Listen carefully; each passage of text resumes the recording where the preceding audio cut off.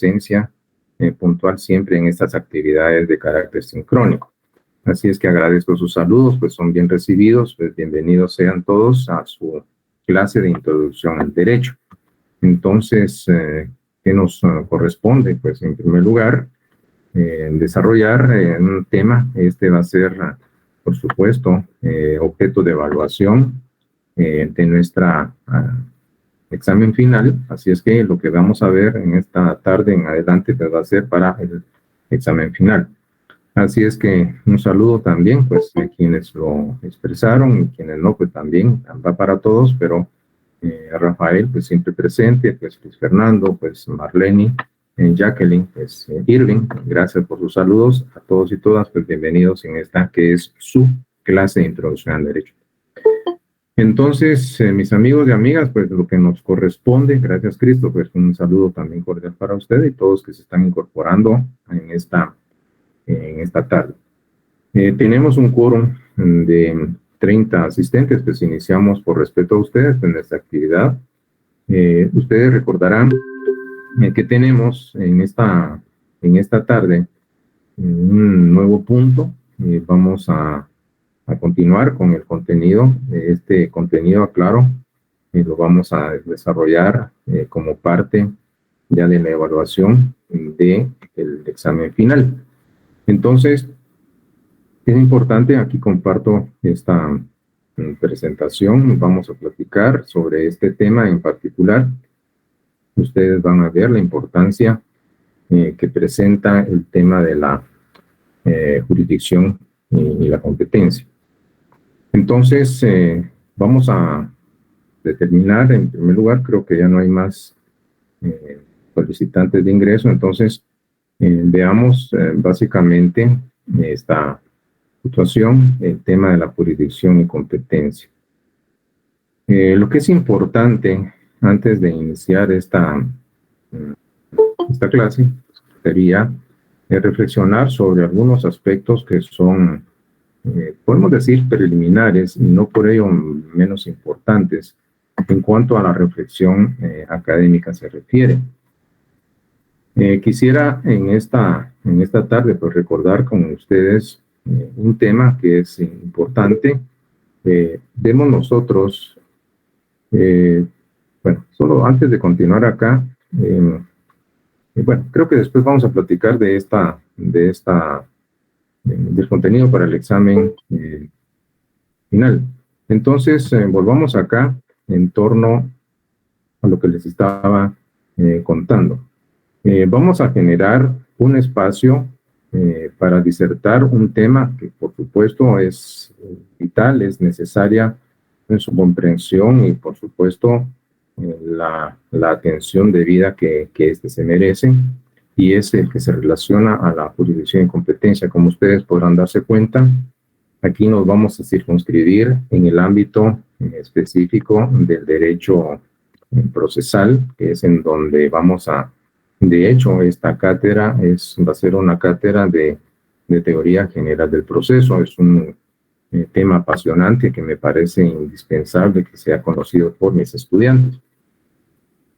Pero antes de iniciar en esta exposición, se hace como necesario reflexionar. Podríamos en un momento dado recordar algunas palabras de un jurista que es Leopoldo Parra Ocampo. Este jurista es muy puntual en cuanto a algunas reflexiones que quiero compartirles a ustedes y básicamente se refieren a la administración de justicia.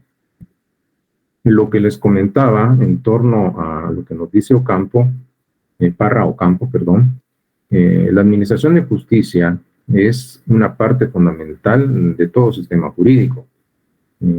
Preciso que entiendan ustedes que a través de ella se intenta dar solución a los conflictos que son de relevancia jurídica mediante, obviamente, la interpretación y la aplicación de los criterios, de las pautas contenidas en las leyes y demás disposiciones de carácter general. Esto ya lo hemos nosotros platicado en varias oportunidades. A fin de cuentas, podemos decir que lo que realmente interesa a las partes en conflicto no es el significado más o menos abstracto de la ley, sino lo que es el sentido concreto de la sentencia, del acto específico por medio del cual la Administración de Justicia dispone la solución a un litigio. Todos estos componentes básicamente los hemos nosotros disertado y los hemos platicado, y por qué no decirlo, reflexionado ampliamente. Por supuesto que hemos de saber que el juez básicamente es el que dicta la sentencia en ejercicio de la denominada función jurisdiccional. Su misión no puede ser, según manifiesta este ilustre jurista Parra Ocampo, no puede ser ni más augusta ni más delicada.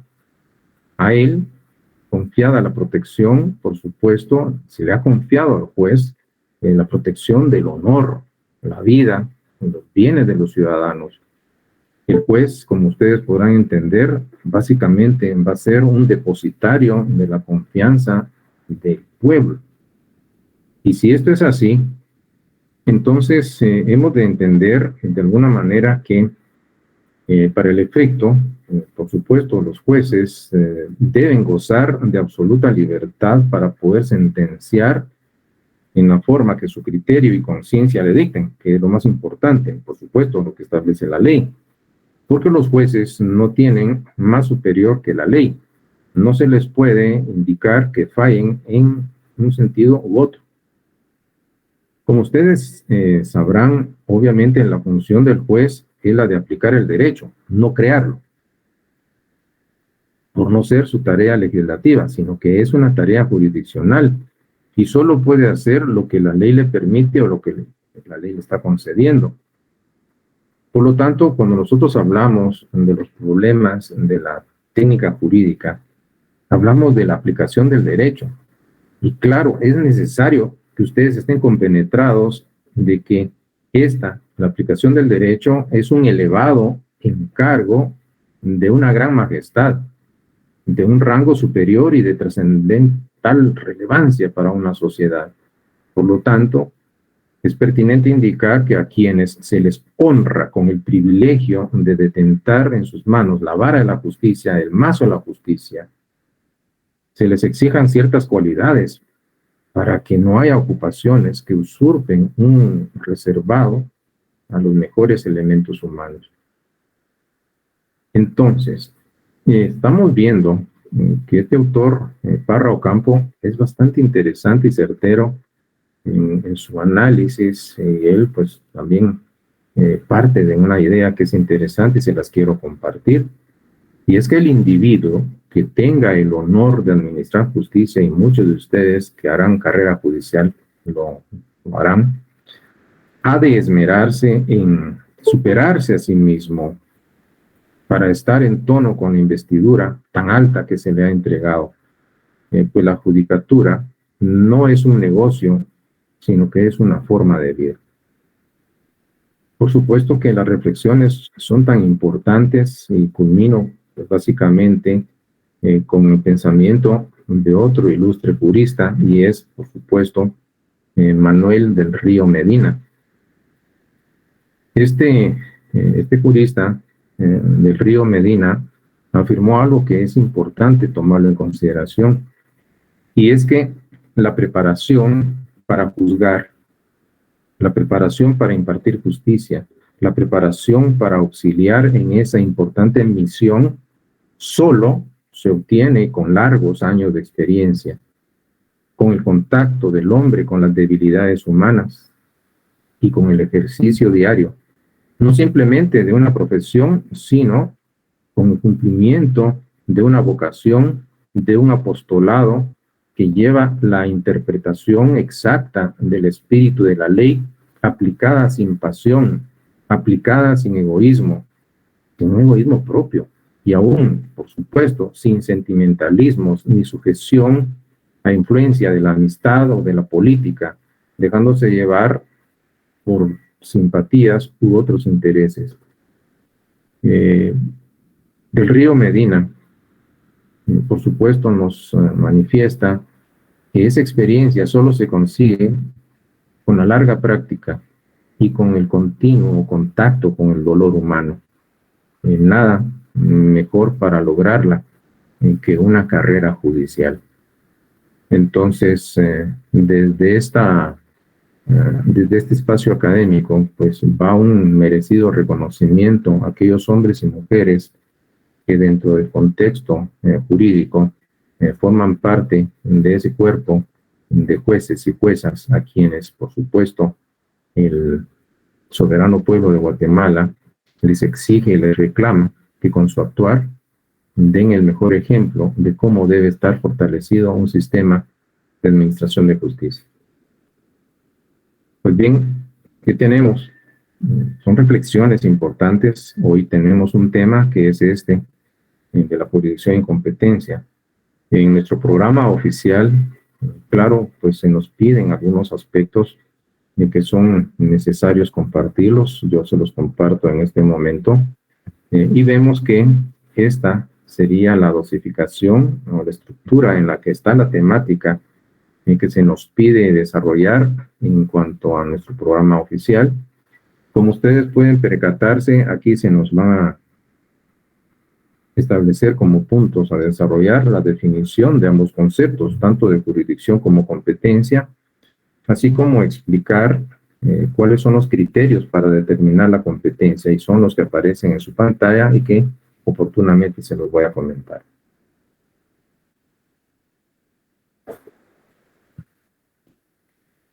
Pues bien, ¿qué tenemos? Este es el preámbulo que les he preparado para que tengan ustedes una dimensión y van a darse cuenta de por qué es importante platicar de la jurisdicción y competencia. Algunos se podrían preguntar, estamos en el tema de la técnica jurídica, por supuesto en un sentido estricto, aquella parte de la jurisprudencia técnica que se constituye en el aspecto técnico o práctico de la misma, y que, como lo hemos mencionado anteriormente, va a estudiar la problemática derivada de la aplicación del derecho a casos concretos.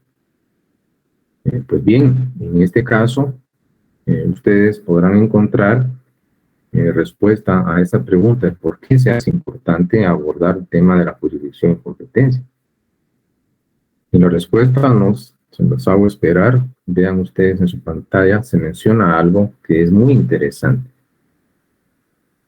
Antes de cualquier cosa que conlleve la aplicación del derecho a casos concretos, el juez, como titular del órgano jurisdiccional, va a tener un deber jurídico constitutivo o derivado de una obligación. Es obligación del juez, obligación de la jueza, del magistrado, de la magistrada, conocer cuestiones de jurisdicción y competencia. Y ustedes se podrían preguntar, ¿y por qué la importancia de que antes de aplicar el derecho a un caso concreto tenga un conocimiento, en este caso, de los aspectos de jurisdicción y competencia?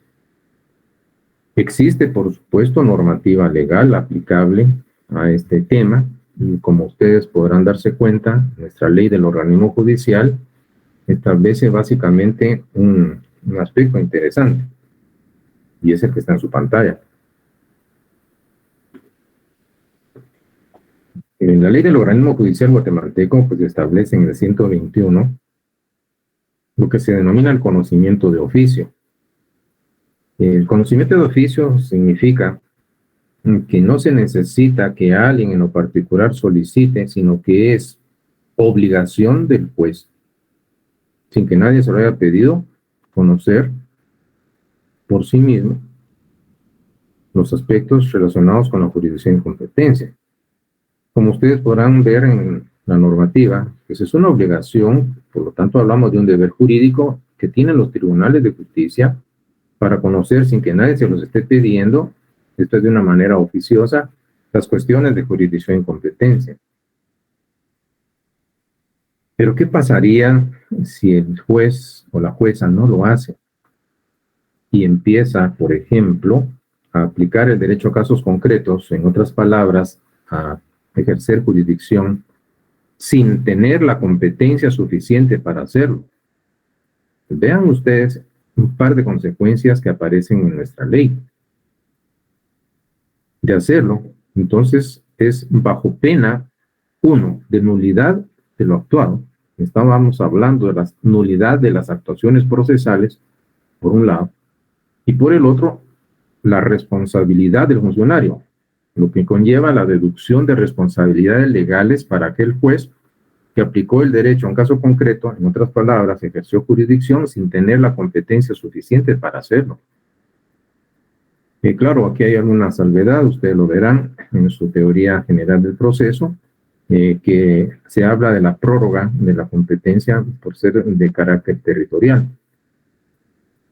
Pero la regla general es esta.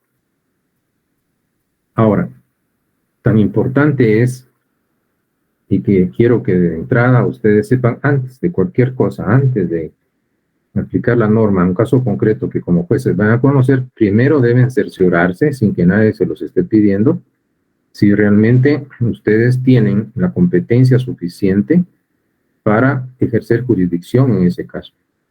Ese es un punto importante. Ya vieron ustedes cuáles son las consecuencias derivadas de no hacerlo. Ahora, en ese orden de ideas, podría comentarles lo siguiente. Tomemos en primer término el concepto de la jurisdicción. Pero antes de definir ese concepto, vamos a ver desde el punto de vista etimológico a qué hace referencia a este vocablo. Como muchas de nuestras palabras en nuestro idioma provienen del latín jurisdictio. Y como ustedes ven, el significado etimológico de la palabra jurisdicción implicaría el acto de decir el derecho, que va a estar compuesto por los términos jus y juris, que hacen referencia al derecho, y dictio, dictionis, que se refiere a la dicción o pronunciación. Entonces, nosotros podemos ver que van a estar los sujetos procesales, tanto el actor o demandante y el demandado, pero el que tiene la última palabra y dice lo que está o no conforme a derecho va a ser el juez, y esto lo va a plasmar en aquella resolución judicial a través de la cual normalmente le pone fin al proceso y va a ser la sentencia. Ya no tanto va a ser lo que dice el actor o el demandado, va a ser lo que el juez dice. Ahora, lo interesante de este tema, pues básicamente va dirigido a lo siguiente. Autores de la talla de Jaime Wasp, que es un clásico en la teoría general del proceso, nos manifiesta lo siguiente. Que la jurisdicción es una actividad, entiéndase una función, que ha sido desarrollada por el órgano judicial, hablemos de los órganos jurisdiccionales, dentro de ese continente que es el proceso. Y esta función, pues básicamente es típicamente estatal. Y aquí podríamos decir de que este término típicamente estatal, es recordar el contenido de nuestro artículo 203 de la Constitución Política. ¿Se acuerdan ustedes que ese artículo 203 nos indica la función jurisdiccional, la actividad jurisdiccional, técnica jurisdiccional o simplemente jurisdicción? Claro, nuestra Constitución habla de la función jurisdiccional. Se ejerce con exclusividad absoluta por la Corte Suprema de Justicia y demás tribunales creados o reconocidos por la ley. Ninguna otra autoridad puede intervenir en la administración de justicia. En este aspecto vemos que es una función que se circunscribe al ámbito del Estado. Por eso es, como Wasp lo manifiesta, es típicamente estatal. La doctrina y la teoría general del derecho en el ámbito científico y el derecho positivo, que es el derecho creado por el Estado, unánimemente han venido designando desde época antigua a esa función de aplicar el derecho a casos concretos con la denominación de jurisdicción que proviene de estos vocablos jurisdictio. Entonces ya tenemos obviamente, una noción más específica de la definición del concepto de jurisdicción. Claro, hay varias definiciones, como una tan interesante que nos dice que es una función pública y técnica en virtud de la cual ciertos órganos del Estado, entre paréntesis, órganos jurisdiccionales, aplican o conllevan en el sentido de aplicar el derecho a casos concretos que han sido sometidos a su conocimiento. Y de esta manera, podemos encontrar diversidad de definiciones en cuanto a lo que la jurisdicción implica o conlleva, pero vamos a entender que esa potestad de aplicar el derecho a casos concretos, pues básicamente reduce o resume en esencia lo que corresponde a la jurisdicción. Ahora, como ustedes podrán darse cuenta, pues tendríamos definitivamente pues que aclarar algún aspecto que me parece necesario pues mencionarlo en este momento. En el siglo XX fue superado un error que históricamente se había venido arrastrando entre dos conceptos que eran identificados como sinónimos en la jurisdicción y competencia. Y ustedes van a darse cuenta, aunque tengan una estrecha relación, estos dos conceptos jurídicos pueden diferenciarse cada uno en el rol específico al que está llamado a cumplir. Lo interesante es que a pesar de que se superó esa equivocación que identificaba a la jurisdicción y la competencia como sinónimos, es importante reconocer que todavía quedan como resabios de ese error histórico en algunas legislaciones y también en la terminología del lenguaje aplicado al ámbito del derecho, es el lenguaje forense.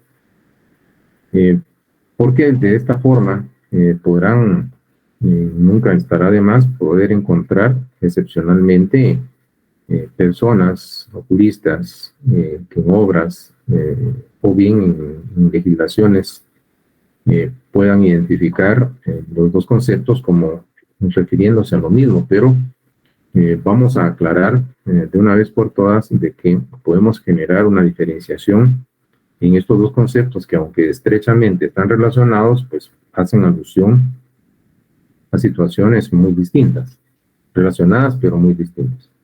Bueno, entonces, si me lo permiten, pues continuamos disertando sobre este tema, y lo que encontramos acá básicamente, si ustedes quieren, una definición un tanto más técnica, ya saliendo de un ámbito eminentemente etimológico. Podemos ver que la jurisdicción es una función de carácter público. ¿Por qué? Porque le corresponde a ciertos órganos del Estado y tienen el carácter público. Pero no solo es una función de carácter público, es técnica, porque para el ejercicio de la jurisdicción se requieren habilidades o destrezas en el sujeto que aplica el derecho a casos concretos. Como potestad implica una autorización fundamentada en el ordenamiento jurídico, por eso es jurídica, está fundamentada en la ley que tiene el Estado. Por supuesto, ya ustedes vieron que nuestro texto constitucional en el 203 nos manifiesta que la función jurisdiccional se ejerce con exclusividad absoluta por la Corte Suprema de Justicia y los demás tribunales creados o reconocidos por la ley. Pues esta potestad implica la aplicación del ordenamiento jurídico a través del acto de autoridad. ¿Y con qué finalidad? La resolución de los casos que han sido sometidos a su conocimiento. Entonces, definiciones encontrarán ustedes varias en lo que corresponde a esa potestad de aplicar el derecho a casos concretos, que básicamente es a lo que se refiere la denominada jurisdicción. Pero continuamos acá. ¿Qué tendríamos en esta tarde de reflexión, de análisis jurídico? Y de hecho les comento, esta en un momento dado se constituye en una cátedra de teoría general del proceso dentro del curso de introducción al derecho. Veamos. Lo que tendríamos entonces por mencionar básicamente es que los autores se pronuncian en el sentido de establecer que existen pilares fundamentales que se constituyen en principios de la denominada jurisdicción. dependiendo del autor consultado, unos más, otros menos. Pero voy a mencionar en principio estos tres. La jurisdicción es única, es indivisible y la jurisdicción es indelegable. Veamos rápidamente por qué es única, por qué es indivisible y por qué es indelegable. Bueno, los conceptos nos dan una idea inicial de a qué se va a referir y que vamos a encontrar, por ejemplo, en esta primera explicación de que por qué la jurisdicción es única. Es única porque ese poder, esa potestad, esa facultad que tiene el Estado de aplicar el derecho a casos concretos es una. Entonces, vamos a establecer que aunque la forma política administrativa fuese de un Estado federal, nuestra es unitaria, pero la función jurisdiccional es una.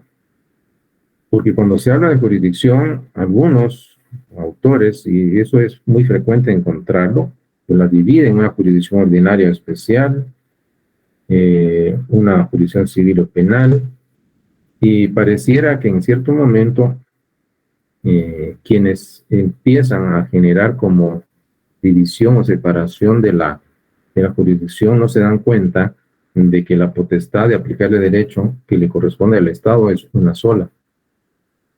Claro, independientemente de una jurisdicción ordinaria, como puede hacer en la materia penal, uno puede decir, bueno, pero hay juzgados penales especiales, en el caso del narcotráfico, o en un momento dado hay leyes que califican en un momento dado, pues, delitos muy específicos, hay leyes penales especiales.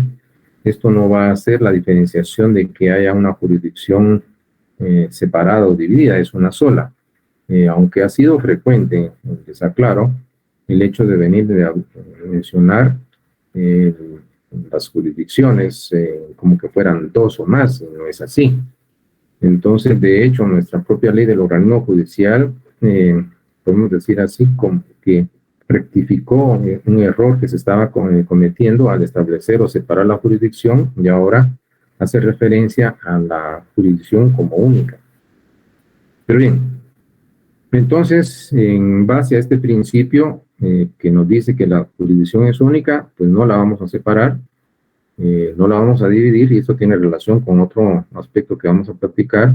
Entonces es una sola la potestad del Estado de aplicar el derecho a casos concretos. Pero también dentro de esos principios, pues podríamos mencionar otro que habíamos anunciado anteriormente, y es este, la indivisibilidad. Y ustedes podrán establecerse entonces que si es un todo unitario la jurisdicción, pues no puede dividirse. Entonces, todos los órganos jurisdiccionales están dotados de la misma jurisdicción, el mismo poder tienen, pero en un momento dado llegamos a la conclusión que no se puede tener solo una parte de la jurisdicción, es todo o nada, es completa. Y por eso se habla de que es indivisible. Y esto es lo que determina este principio de la jurisdicción, denominado indivisibilidad. Entonces llevamos dos, es única, es indivisible. Pero también habíamos mencionado un último y no por ello menos importante principio, es la indelegabilidad. ¿Esto qué significa? Cuando un órgano jurisdiccional, cuando el titular del mismo, cuando el juez, por supuesto, se le ha otorgado el conocimiento de un caso, este no puede delegarla a otro. Si a él, dentro de la gama de órganos jurisdiccionales, es al que le corresponde, por ser el competente de ejercer jurisdicción, no la puede delegar, es indelegable. Y este es un principio que, por supuesto, se ha destacado de la denominada jurisdicción. De esta manera, podemos llegar nosotros a algunas conclusiones importantes viendo la trascendencia que presenta la denominada jurisdicción. Pero también vamos a destacar rasgos que le identifican y que se constituyen en características de la misma jurisdicción.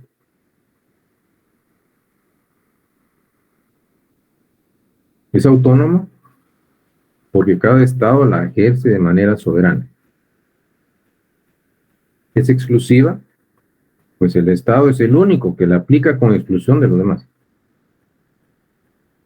Independiente frente a los otros órganos del Estado y frente a los particulares. La misma Constitución Política de la República, en su 203, indica: ninguna otra autoridad podrá atribuirse en la administración de la justicia. Es única, y esto va con el pilar anteriormente mencionado, y fue el primero. Entonces existe solo una jurisdicción del Estado, como función o potestad, como derecho, como deber, que le corresponde al mismo Estado. Se ejerce con exclusividad absoluta por la Corte Suprema de Justicia y demás tribunales creados reconocidos por la ley. Es única. Como ustedes pueden darse cuenta, entonces, hemos desarrollado ideas en torno a lo que conlleva la jurisdicción. Y tantos aspectos por platicar, y no se imaginan ustedes la cantidad de pensamiento jurídico en torno a esta materia que se ha escrito. Quiero que ustedes por un momento vean esta imagen y reflexionen y piensen: ¿quién es ese sujeto? ¿Qué es lo que está haciendo? Y en el momento mismo en que toma una decisión, la deja plasmada. Muchos de ustedes harán carrera judicial, serán jueces o juezas, magistrados o magistradas en las distintos órganos jurisdiccionales. Ese momento es un momento supremo. Es un momento en donde la vida, el honor, los bienes de las personas van a estar en sus manos. Esto parece una simple imagen, pero tiene una importancia tan grande por la carga derivada de la alta responsabilidad que tienen por un gran poder que se les ha otorgado. Por si ustedes no se han dado cuenta, ese es un gran poder. ¿Quién tiene potestad?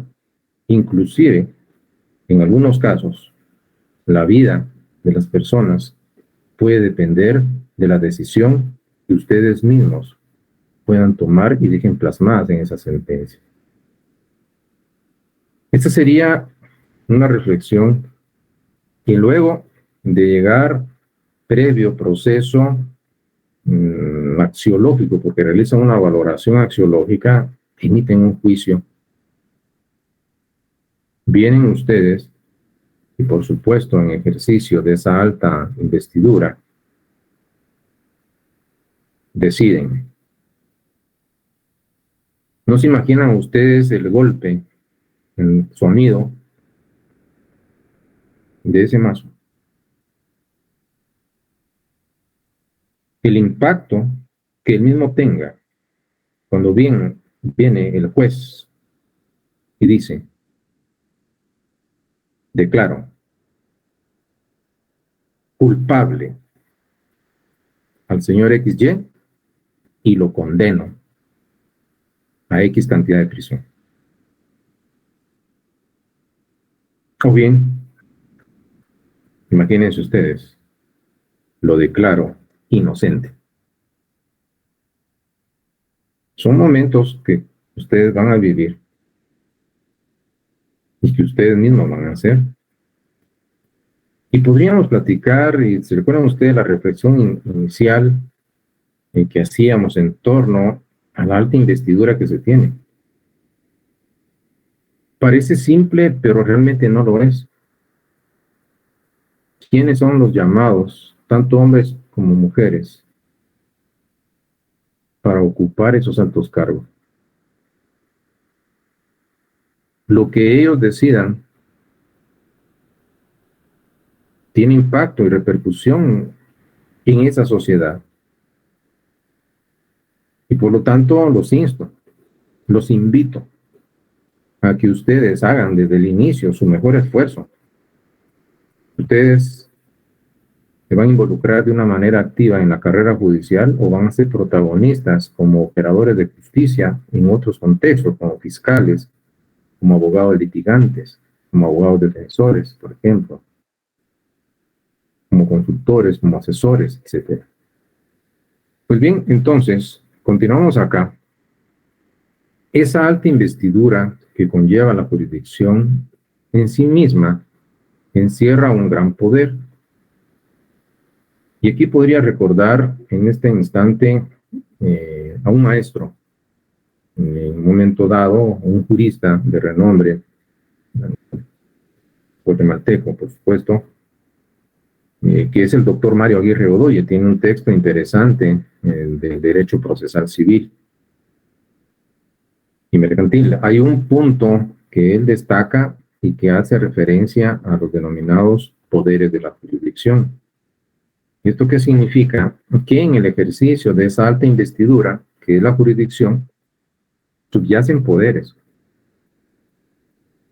Ese sujeto que está dotado de jurisdicción, la misma, como facultad de carácter o potestad de carácter público y técnico, en virtud del cual ciertos órganos del Estado pues aplican el derecho a casos concretos, etcétera, etcétera, pues conlleva en sí los denominados poderes de la jurisdicción y que se van a explicar a través de estos términos latinos que aparecen en su pantalla, que serían notio, vocatio, coertio, judicium y executio. ¿En qué consisten estos denominados poderes de la jurisdicción? Pues veámoslo brevemente. Cuando ocurre un caso en la vida de relación social y el juez conoce el mismo, qué ocurrió, qué pasó, el juez está conociendo. Luego el juez se percata, me disculpan los demás honorables jueces, pero este caso me corresponde a mí con exclusión de ustedes. Se atribuye para sí el conocimiento de ese caso porque es el competente. Vocatio. Coertio. Claro, durante la sustanciación del proceso y antes de dictar sentencia y después de dictar sentencia, ustedes recordarán que el juez que está investido de jurisdicción puede aplicar medidas coercitivas. ¿Se recuerdan ustedes de la coacción pre-sanción y la coacción post-sanción? Pues entonces estamos viendo, pues el juez puede decretar un embargo judicial sobre bienes, sueldos o salarios, o cuentas bancarias, por ejemplo. O el juez podría decretar un arraigo, dar medidas precautorias, medidas cautelares, para que la persona no pueda legalmente salir del país. El juez puede, por supuesto, aplicar medidas de apremio, como aparecen mencionadas en nuestra ley del organismo judicial, para lograr el cumplimiento de sus resoluciones judiciales. Los jueces pueden hacer uso de medidas coercitivas, como el apercibimiento, por ejemplo, o como la conducción, entre otras. O puede el juez decretar provisionalmente la privación de la libertad de una persona. Entonces, como ustedes podrán darse cuenta, este es un poder coertio que es inherente a la jurisdicción. Judicium. Luego de agotada una fase probatoria, la aportación de pruebas, el juez viene y va a decretar o declarar el valor probatorio de los diversos medios de convicción o pruebas que se le presentaron por los sujetos o partes procesales. vienen, claro, ahí ustedes lo verán en su momento oportuno, sistema de valoración de la prueba que tradicionalmente se han mencionado, el sistema de la prueba legal o tasada, el sistema de la libre convicción, el sistema de la sana crítica razonada, por ejemplo. Entonces, lo que vemos nosotros, que esta temática, que obviamente es parte del derecho probatorio, dentro de esa teoría general del proceso, implican que el juez va a emitir un juicio de valor. Aquí realiza, obviamente, y emite un criterio valorativo. ¿Y cómo se va a exteriorizar? Por supuesto, el juez llega a la conclusión, y así lo expresa, mediante la emisión de un juicio: Juan es culpable o Juan es inocente. Entonces, el juez va a juzgar. Pero esto también no se hace necesario destacar la importancia de lograr efectivamente el cumplimiento de lo que el juez ha decidido. Y es acá en donde vemos este último poder inherente a la jurisdicción, y el executio, que se refiere básicamente a la potestad de ejecutar, en otras palabras, de dar fiel cumplimiento a lo juzgado o decidido por el juez. Y todos estos son los que el doctor Aguirre Godoy pues, nos manifiesta que en la doctrina suelen identificarse como poderes inherentes a la jurisdicción.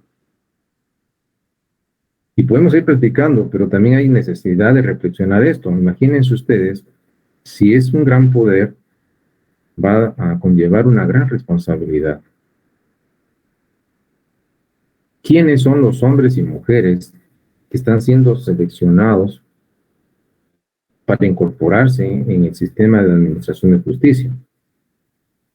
¿Cuál es la garantía que nosotros tenemos como ciudadanos dentro de nuestra calidad de componentes de un soberano pueblo, de que haya un sistema confiable de administración de justicia? Tenemos también que entender que en torno a la determinación de esos sujetos que van a ocupar esos altos cargos, que se les va a atribuir la titularidad de una judicatura, y por supuesto son responsables directos ellos, quienes están investidos de jurisdicción, de hacer lo que deben de hacer. Pero también no hemos de olvidar la corresponsabilidad que hay en aquellos otros sujetos que van a ser los encargados de decidir quién será ese hombre o mujer que va a ocupar ese cargo. Reflexión necesaria en este momento.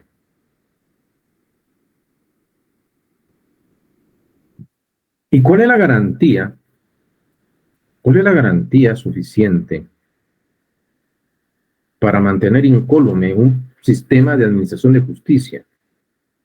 ¿Qué nos garantiza a todos nosotros, como soberano pueblo, la consolidación de un sistema de administración de justicia? Entonces vamos a darnos cuenta que tan importante va a ser la calidad y la integridad ética, la capacidad profesional de esos hombres y mujeres que ocuparán cada uno su respectiva judicatura, como también, y pareciera ser, y no hay que olvidar esto, que es importante, la calidad moral, ética y la integridad que van a tener aquellos sujetos que se van a encargar de seleccionar y decidir quiénes van a participar y van a integrar esos altos puestos dentro del Poder Judicial guatemalteco. Esto es importante. No hay otra manera de que el sistema funcione. Entonces debemos tener la certeza suficiente de que tanto el elector como el elegido sean personas que tengan una integridad moral intachable. Ahora me pregunto, ¿y esto será mucho pedir? Ustedes tendrán la respuesta. Pues bien, continúo por acá en esta tarde de reflexión académica. Entonces, como pueden darse cuenta, el alto poder que conlleva la jurisdicción, a su vez, tiene estos poderes que le son inherentes, según la doctrina. Entonces, continuamos por acá, y lo que vamos a encontrar básicamente es esto. El otro concepto, que tiene una relación estrecha con la jurisdicción, y es la competencia. ¿Se recuerdan ustedes que históricamente se había estado cometiendo el error de identificar jurisdicción y competencia como sinónimos? Esta situación, por supuesto, en el siglo recién pasado se fue aclarando, quedó un resabio de identificación de conceptos como sinónimos, pero como ustedes podrán darse cuenta, en cuanto a la competencia se refiere, aquí vamos a pasar de esa potestad de aplicar el derecho a casos concretos que conlleva la jurisdicción a la competencia, entendida en un sentido estricto, stricto sensu, como la atribución. En este caso estamos viendo de que cuando estamos atribuyendo, estamos encomendándole a alguien, pero esa atribución tiene un fundamento y va a ser una atribución que está fundamentada en la ley. Le atribuimos porque la ley así lo establece, el conocimiento de una pretensión. La pretensión desde el punto de vista del derecho procesal implica una solicitación, es una intencionalidad dirigida a la obtención de algo. Y aquí hablemos de una pretensión procesal.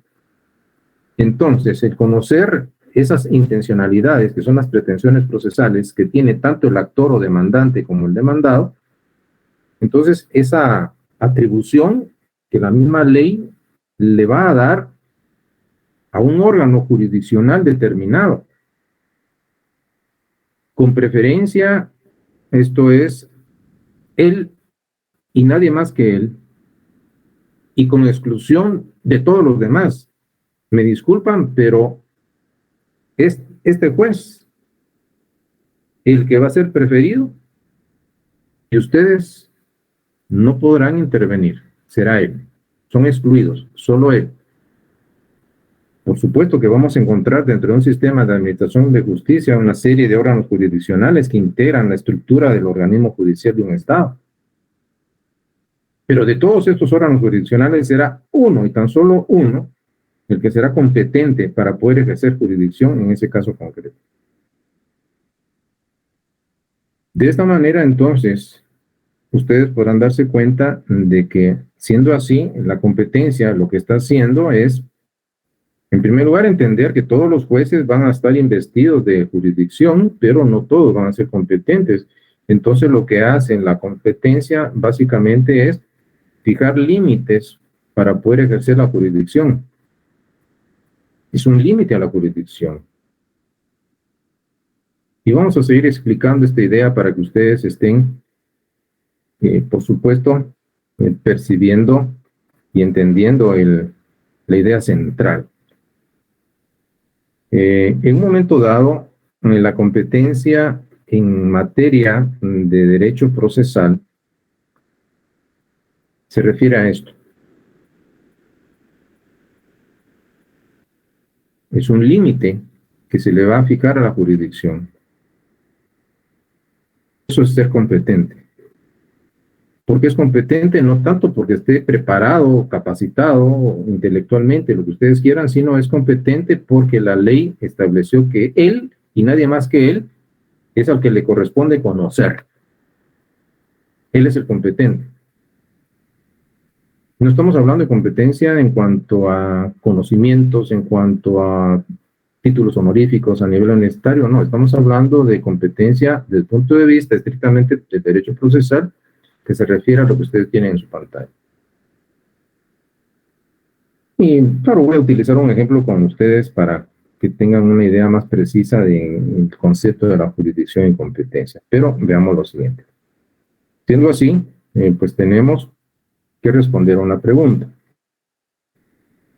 ¿Cómo se hace para poder decidir o determinar qué órgano jurisdiccional, entre una gran variedad de órganos jurisdiccionales, es el que corresponde conocer ese caso y aplicar el derecho a casos concretos? Y es acá entonces en donde ustedes podrán encontrar lo que en la doctrina suele denominarse los criterios para determinar la competencia.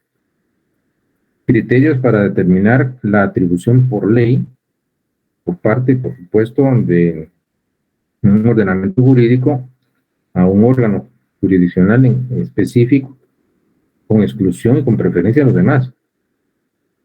Entonces aquí tendríamos tradicionalmente el criterio objetivo o material, el criterio territorial, el criterio funcional, el criterio de razón de la cuantía y el criterio por razón de turno.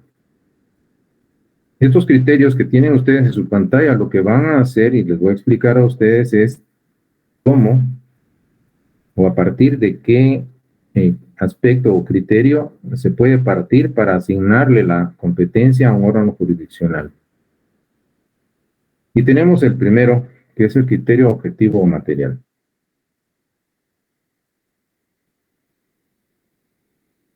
¿Qué vamos a mencionar de este criterio? Quiero que pongan atención en lo que voy a hacer. En primer lugar, este criterio objetivo o material va a indicar, porque eso es lo que hacen los criterios, va a señalar cuál es el órgano jurisdiccional, cuál es el tribunal que es competente para poder conocer un asunto sometido a su conocimiento. Pero este criterio objetivo material está íntimamente ligado, esto está relacionado a la materia del asunto.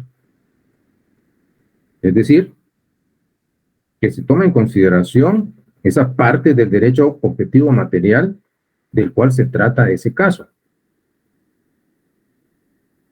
Ahora bien, en el semestre pasado, cuando hablábamos del tema de las acepciones de la palabra derecho, pues platicábamos de derecho objetivo o material. Básicamente, cuando nosotros hablamos de ese derecho objetivo o material, pues vamos a establecer o determinar en dónde se están estableciendo los derechos que son susceptibles de ser tutelados desde el punto de vista jurídico.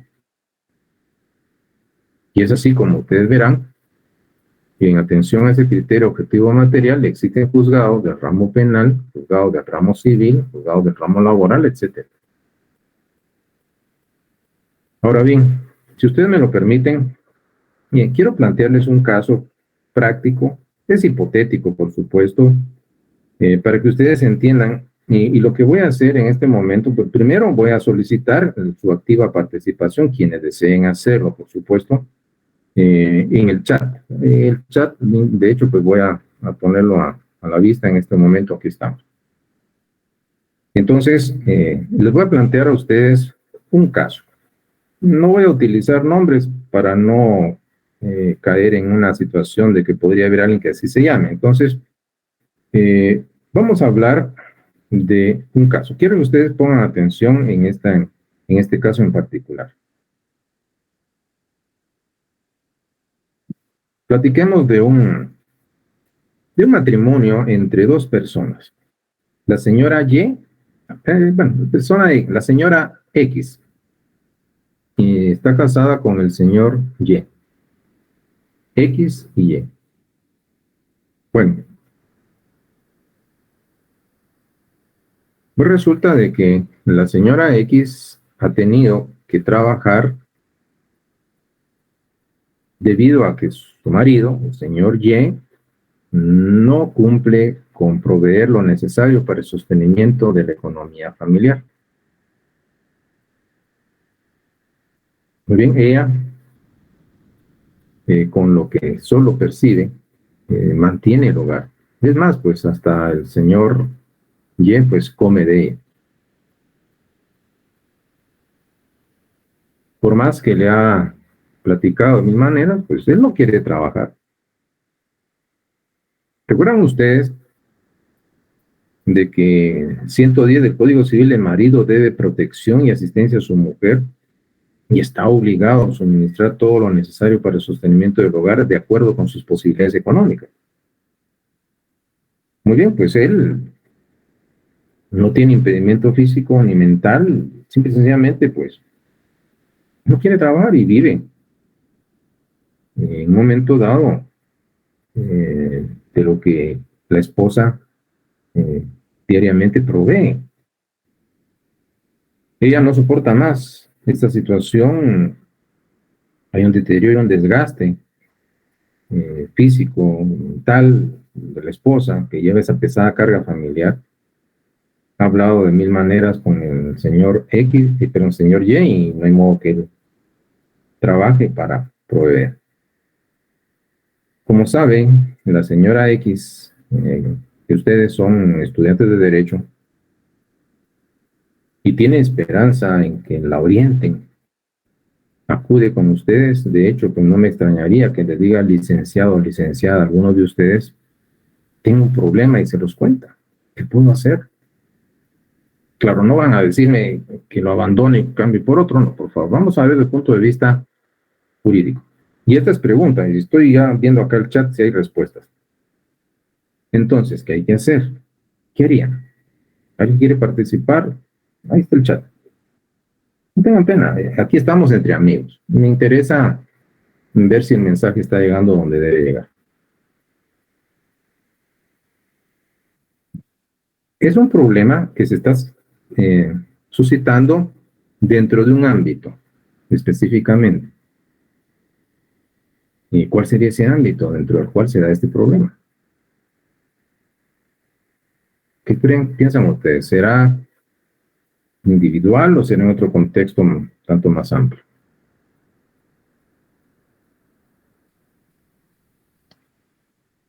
Bueno, sí estaba esperando a Rafael en su participación, ¿no? Entonces, bueno, hoy sí le ganaron Rafael.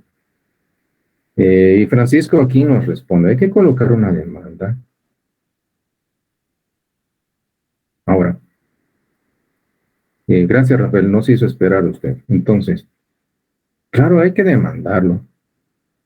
Esa materia, ese problema, ¿en qué materia creen ustedes que encaja? ¿Qué piensan ustedes? ¿Es un problema que se suscita dentro de un ámbito, un contexto? Es un aspecto, gracias Rosemary, gracias Pablo. Pero quiero que noten algo quienes contestaron lo siguiente, tanto Francisco, Rosemary, Rafael. Estamos de acuerdo en algo. De lo que ustedes mencionaron en el chat, voy a estar de acuerdo en algo, en otras cosas no, en algo. Y es de que hay que demandar. Hay que demandar. En eso estamos de acuerdo. Va a ejercitar un derecho subjetivo público de acción. La pregunta obligada es esta, tanto para Javier como para Pablo, Rosemary y para Rafael. Y también los demás amigos que quieran participar. ¿Y en dónde presentarían la demanda? A ver, ¿qué piensan ustedes? ¿Qué piensan los demás? Claro que estamos de acuerdo que hay que demandar. Javier ya nos indicó, Rafael, Pablo, por supuesto. Noten ustedes que me están diciendo que es un juzgado de familia, no civil, familiar. Y tiene toda la razón. Entonces ella va a promover, a través de la acción que ejercita con su demanda, una fijación de pensión alimenticia en la vía del juicio oral. Bueno, entonces, estamos claros en que al que le corresponde el conocimiento de este caso en particular va a ser a un juez de familia. Y por eso existen los juzgados de familia. Y quiero que entiendan que también existen juzgados de lo civil, pero acá ustedes mismos dijeron que es de familia. Y tienen razón. Entonces presenta la demanda, le notifican la demanda, pero no les había comentado algo. El señor Y es un hombre extremadamente violento. En el momento mismo en que es notificado de la demanda de fijación de pensión alimenticia en la vía del juicio oral, por supuesto, la reacción fue tan violenta que le dio una golpiza a la señora X, 2 costillas fracturadas y quebró un brazo. Como pudo, nuestra amiga se comunicó con ustedes, licenciado o licenciada, esto me acaba de ocurrir, siguiendo el consejo que me dio, mire lo que hizo mi marido. ¿Qué hay que hacer? Aquí ya se nos anticipó un tanto Francisco, pero ¿qué ocurrió ahí? ¿Qué creen ustedes que pasó ahí? Hubo un hecho, por supuesto. Y les pregunto, ¿qué materia creen ustedes que es la pertinente? Hubo lesiones, hubo comisión de delitos. Entonces acá, claro, hubo violencia intrafamiliar, pero cometió delitos. Entonces acá ha de ejercitarse, plantearse una demanda y van a hacer una denuncia. Claro, hay forma de iniciar el proceso penal. Es penal, sí, claro. Rafael, es penal, hay delitos. Entonces resulta de que va a intervenir otro órgano jurisdiccional, sí.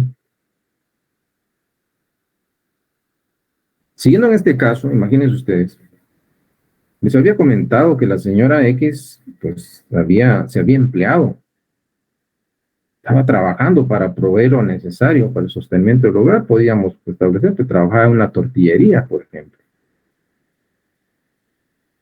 Ella, derivado de las lesiones que sufrió, pues un mes hospitalizada para su recuperación. Entonces vuelve a su lugar de trabajo y se encuentra con que la propietaria de este negocio y patrona, por supuesto, le dijo, ¿qué haces acá? Pues vengo a trabajar, le dice ella. Pues lo siento mucho, pero no viniste durante un mes, despedido. Pero me da deuda todavía 3 meses de sueldo y me debe varias horas extras, que son 100. ¿Qué es tu problema? Vuelve con ustedes y en un momento dado, por supuesto aquí, ya se me están anticipando y veo que están llevando la secuencia a lo que les estoy diciendo. Ni he hecho la pregunta, ya me están contestando. Y tienen razón. ¿Dónde va a demandar? Ámbito laboral. Claro, administrativamente, pues se realizarán algunas citas para ver si se logra. Pero no, entonces tiene que ir. Este ámbito es materia laboral. Hay que demandar.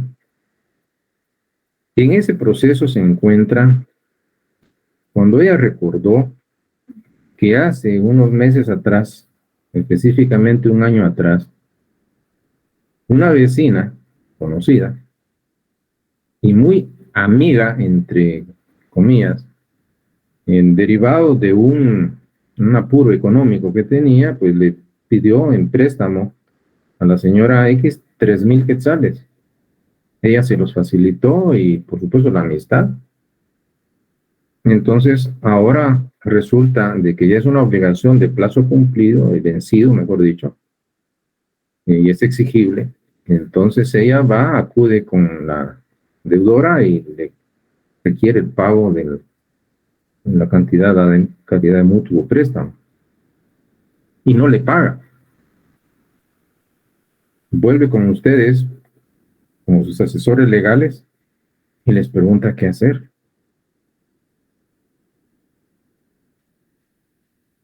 Hay una deuda derivada de un contrato de mutuo préstamo. Entonces, Rudy nos está comentando, hay que demandar. ¿En qué materia es? Y podría seguir,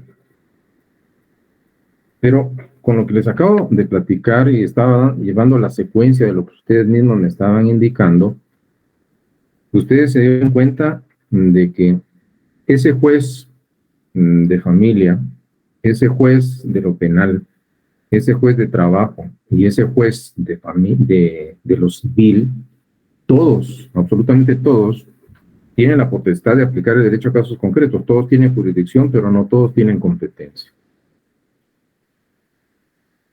Y es así en donde opera el criterio objetivo material. Ya para ir finalizando, porque seguramente están agotados ustedes, pues hay otros criterios más sencillos para determinar la competencia, el criterio territorial. Este lo que hace es asigna la competencia determinando una porción geográfica del territorio de un estado a un órgano jurisdiccional, y por lo tanto estamos viendo de que la jurisdicción la va a ejercer y estando fijado el límite al espacio del territorio que le ha sido asignado. Por ejemplo, en el caso de la Corte Suprema de Justicia, obviamente conocen todo el territorio de la República de Guatemala. Por regla general, un juez de primera instancia, regla general, hay excepciones por supuesto, a nivel departamental, y un juez de paz pues va a conocer por regla general a nivel municipal. Entonces vemos que obviamente una situación tiene que ser, por ejemplo, un accidente de tránsito fue en el municipio de Palín Escuintla, ¿por qué va a querer ejercer jurisdicción un juez de allá del municipio de Flores, en Petén?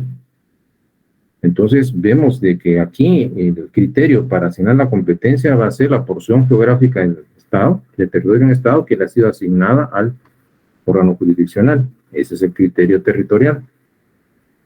Luego tenemos, ya para ir terminando, el funcional o de grado. Aquí lo que se hace es tomar en consideración ciertas etapas dentro del proceso, y ciertos órganos jurisdiccionales van a tener competencia dependiendo de la etapa procesal de la cual se trate. Entonces toma en consideración las etapas o instancias del proceso. En un proceso penal, por ejemplo, podrían darse la necesidad de conocer diligencias urgentes y necesarias, y podría ser un juez de paz que de una manera extraordinaria conozca, pero obviamente hay otras etapas que le van a corresponder a un juez de primera instancia de lo penal. Y claro, habrá una fase en el debate del juicio oral y público que le va a corresponder dentro del mismo proceso a un tribunal de sentencia penal, y este dicta la sentencia porque es lo que le corresponde dentro de la etapa del proceso. Alguna de las partes no conforme con lo resuelto en sentencia de primera instancia, pues puede apelar de interposición del recurso de apelación, y va a ser elevado el caso al conocimiento de una sala de la Corte de Apelaciones, que va a conocer en segunda instancia el fallo que está siendo recurrido o apelado, y esta sala podrá revocar, confirmar o modificar la sentencia de primera instancia. Como ustedes podrán darse cuenta, entonces lo que se tome en consideración van a ser las etapas del proceso, y esto es lo que se conoce como el criterio funcional o de grado. Luego tenemos básicamente por razón de la cuantía. Básicamente es el monto, la importancia económica de lo que se está discutiendo dentro del proceso, porque no es lo mismo un proceso por un adeudo civil de 1,000 quetzales, 5,000 quetzales, 10,000 quetzales, 30 millones de quetzales, por ejemplo. Y es así como en materia civil tenemos tres tipos de cuantía: ínfima cuantía, menor cuantía y mayor cuantía. Ínfima, menor y mayor. El criterio para poder fijar estas cantidades que van a calificar como ínfima, menor o mayor le corresponde a la Corte Suprema de Justicia en uso de su potestad reglamentaria. Es la Corte Suprema de Justicia la que fija los montos para las cuantías. Claro, esto va cada cierto tiempo siendo actualizado. Entonces les voy a dejar una tarea, no vale absolutamente ni un solo punto, pero van a aprender si desean hacerlo, y lo pueden hacer a través del internet. Es determinar a la fecha actual, al día de hoy, cuáles son los montos fijados por la Corte Suprema de Justicia para la menor, mayor y por supuesto la ínfima cuantía. Y ustedes van a darse cuenta cómo se encuentran en la actualidad esos montos relacionados con la cuantía. Entonces se toma en cuenta el monto, y es así como se va a asignar el tribunal que va a corresponder en un conocimiento en estas causas de carácter civil. Finalmente, pues tenemos que platicar por razón de turno. Y con esto terminamos. Tendríamos que entender que Ustedes saben que los órganos jurisdiccionales van a tener un horario laboral de trabajo. Entonces resulta de que en algunos casos, en el caso de la competencia por razón de turno, entonces ciertos días, ciertas horas, en donde no es un horario hábil laboral para un órgano jurisdiccional que, de darse el caso entre ese horario, a este le correspondería. Estamos viendo, imagínense, en materia penal, hablemos que hay un accidente de tránsito, son 3 de la mañana, entonces hay que determinar qué juzgado está de turno para conocer en un horario extraordinario de esas diligencias. Entonces, obviamente, estamos viendo que en este caso, siendo un horario distinto, sería otro órgano jurisdiccional, pero como es un horario extraordinario, pues va a haber uno que está de turno, o bien podría darse el caso cuando salen de periodo de vacaciones, entonces hay un juzgado que salió de vacaciones, entonces entra otro a conocer por turno, al regresar de su periodo vacacional, retoma las causas que se estaban ventilando temporalmente en el juzgado que estaba de turno. Y es así entonces como tendríamos, mis amigos y amigas, con esto terminamos los criterios para determinar la competencia. Genera entonces, en la próxima oportunidad, pues vamos a platicar, como ustedes se dieron cuenta, luego de haber disertado esta temática, fijamos que la jurisdicción como potestad del Estado de administrar justicia es esta acta de investidura, y la competencia fija los límites dentro de los cuales se puede ejercer esa potestad. Estos serían los componentes. Estaba viendo el horario, entonces me parece que vamos a dejarlo por acá. En la próxima sesión voy a retomar este tema con ustedes, que se refiere a las diferencias entre el concepto de la jurisdicción y competencia. Entonces, ¿qué tendríamos por acá? No me resta más que agradecerles su atención, pues veo que hay algunos aspectos que ustedes plasmaron en el chat. Rápidamente, pues vemos el examen final, solo miramos este contenido, viene todo lo del semestre, pregunta Vladimir, no se preocupen, creo que tiene más que suficiente con el tema de jurisdicción y competencia hasta el final.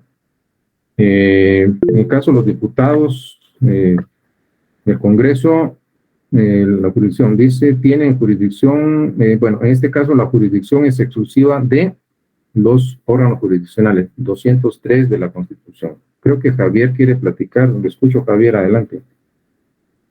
Francisco Javier. Solo con una consulta respecto al parcial del día de mañana. Esta vez nos mandó un material de apoyo de solo video. No sé si es posible, si va a mandar algo por escrito, como siempre lo ha hecho. Me parece, Francisco, de que no ha revisado. No van solo videos, hay videos y hay otros materiales. Entonces aquí les pregunto a ustedes, mandamos material de lectura, hay guías de trabajo, ya las vieron. Sí necesitarían que en el chat me lo indiquen, porque Francisco me dice que solo videos. Ustedes me indicarán si ya revisaron. Por supuesto, me parece, Francisco Javier, de que se limitó solo a ver lo último que envié. Es una lista tan grande de material que me parece que solo se limitó a los videos. Por eso es que yo les identifiqué video. Entonces, les sugiero, Francisco, baje un poco más y va a encontrar material que usted solicita. Entonces, encargo. Se suponía que ya tenían unos días para haberlo leído, pero ahí están. Más abajito donde usted buscó, desde hace días está el material que usted indica. Entonces, bueno, en todo caso, ¿qué me resta? Bueno, mis amigos, no quiero abusar de su tiempo, ya nos pasamos 3 minutos. Creo que lo voy a dejar acá. ¿Qué les espera en el examen de mañana? Pues aspectos que hemos platicado. Que nadie se preocupe, que nadie se angustie, sé que hay responsabilidad, pero si ustedes han asistido a clase, han aprendido como debe ser, me parece que no van a tener ningún inconveniente en el examen. Entonces, y que siempre estén conscientes, mañana también es una prueba de su integridad moral. Esto es importante que ustedes lo tomen en consideración. Carolina, la escucho, adelante. Licenciado, buenas tardes. Solo tenía una pregunta con respecto a lo que usted acaba de indicar de acerca de la cuantía. ¿Usted va a abrir un espacio en Classroom para poder subirlo o nos va a dar su correo? No tenga pena, la tarea no la tienen que enviar, básicamente solo para que ustedes conozcan actualmente, al día de hoy, cuáles son los montos. Es lo único, Carolina, no se preocupe. Muchas gracias, licenciado. Bueno, entonces, mis amigas y amigos, pues la clase ha terminado. Podéis estudiar en paz y mañana pues espero su puntualidad.